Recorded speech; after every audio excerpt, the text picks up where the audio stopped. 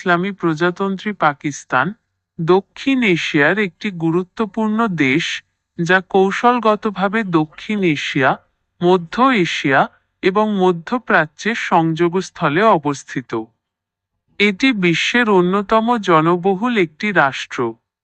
দেশটির প্রধান বৈশিষ্ট্যগুলো নিচে সংক্ষেপে তুলে ধরা হলো। ১. ভৌগোলিক ও প্রাকৃতিক বৈচিত্র্য। ভূ-প্রকৃতি। পাকিস্তানের ভূ-প্রকৃতিতে বিশাল বৈচিত্র্য দেখা যায়। এর দক্ষিণে রয়েছে আরব সাগর, পূর্বে ভারত, পশ্চিমে আফগানিস্তান ও ইরান এবং উত্তর-পূর্বে চীন। বিশাল পর্বতমালা।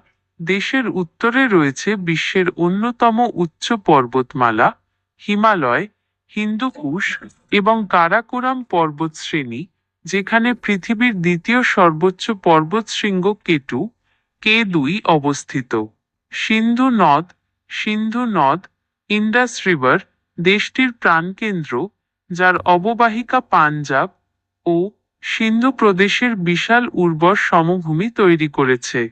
মরুভূমি ও মালভূমি। সিন্ধু সমভূমির পশ্চিমে রয়েছে শুষ্ক বালুচিস্তান মালভূমি।